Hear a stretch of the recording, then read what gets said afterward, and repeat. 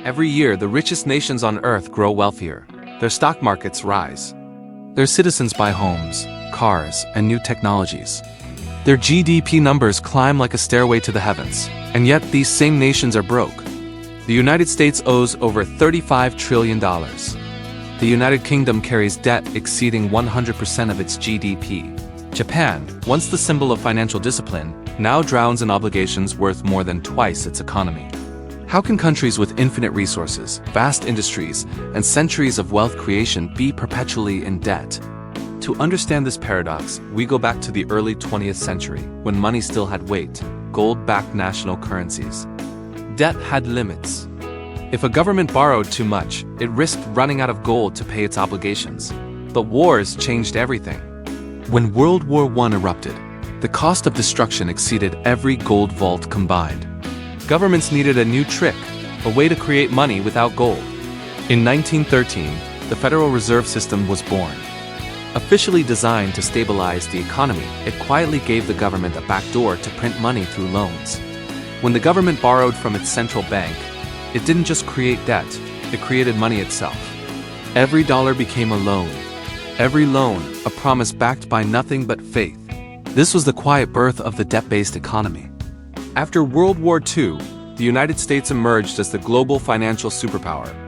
The Bretton Woods Agreement of 1944 tied world currencies to the US dollar and the dollar to gold. But discipline faded fast. By the 1960s, the US was spending more than it earned, funding wars and consumer dreams with borrowed money. Other nations began demanding gold in exchange for their dollars, realizing America couldn't cover its promises. In 1971, President Richard Nixon ended the gold standard. Money became imaginary, created through credit and confidence alone. The richest nations discovered a new power, the ability to stay rich by staying in debt. Debt wasn't a burden anymore, it was fuel. In the decades that followed, banks realized they could create loans out of nothing, collect interest, and multiply profits through fractional reserve banking, where every dollar deposited could generate several new ones. Governments learned to borrow endlessly to simulate growth. Every dollar borrowed added to GDP, making nations look wealthier on paper. The illusion deepened. Prosperity through perpetual debt. But by the early 2000s, that illusion began to crack. The global economy was a house of cards built on leverage. Then 2008 hit. The global financial crisis exposed the system's fragility. Trillions vanished in days. Instead of letting it reset, governments doubled down, printing more money to save the economy. They called it quantitative easing. Zero interest rates, bailouts, stimulus.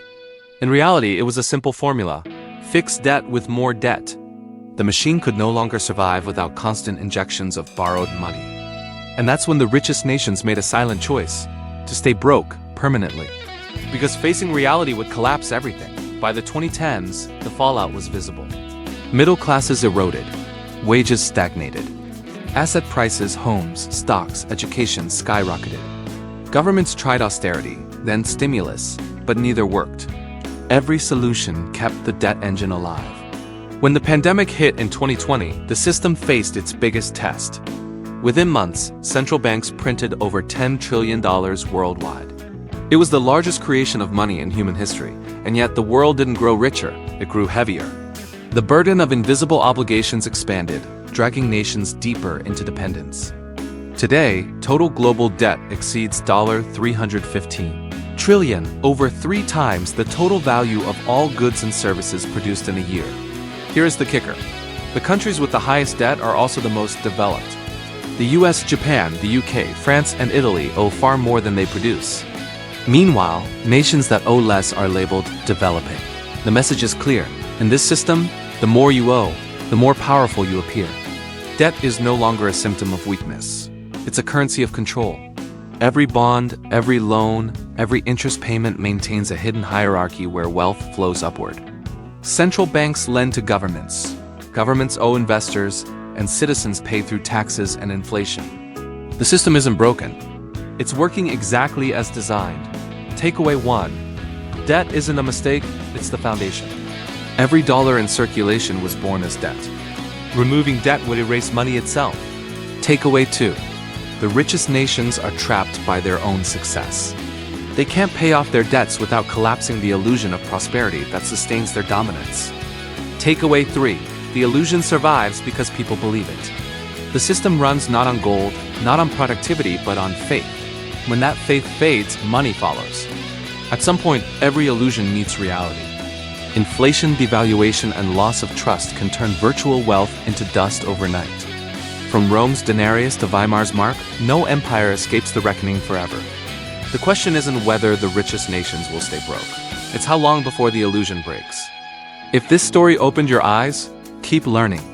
Don't just follow the markets, understand them. Subscribe for deeper dives into the secret architecture of money, debt, and control. Because in a world built on borrowed promises, awareness is the only real wealth left.